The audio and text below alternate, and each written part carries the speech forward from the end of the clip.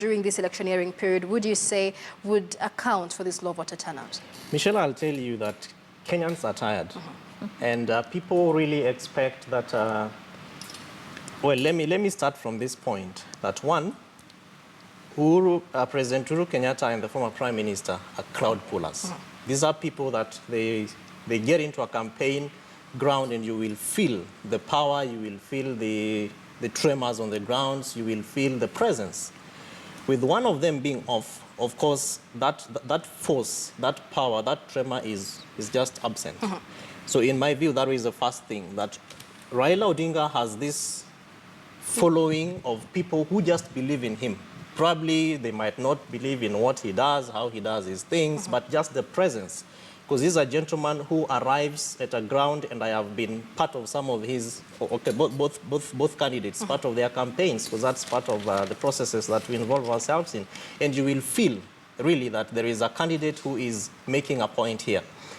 Number two, I have heard people saying that it was raining that morning, and so people just decided to stay off. I disagree, because in August, on August 8th, we saw people actually standing on the rains. People were being rained on, and you could tell that they were there to vote. They were there to wait until their time of going to cast their vote arrives, you know.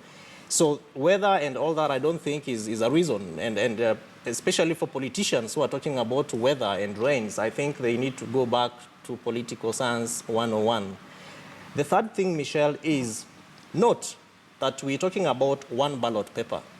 And there are reasons why people go to vote.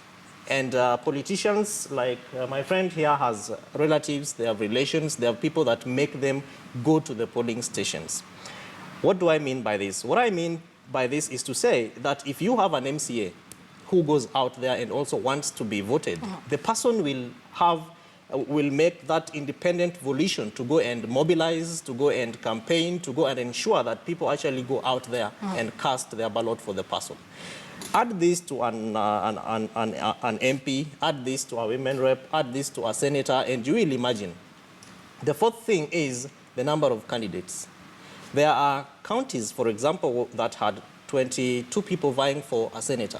So multiply 22 by 100 people. You have 2,200 people lining up, plus the extras who just feel that I am a Kenyan and my responsibility is to go out there and vote so that I can be able to exercise my power, so that I can be able to have a government or a leader that I can also be able to put to account. So part of the reasons why this turnout really came up, for me, the bottom line is in apathy.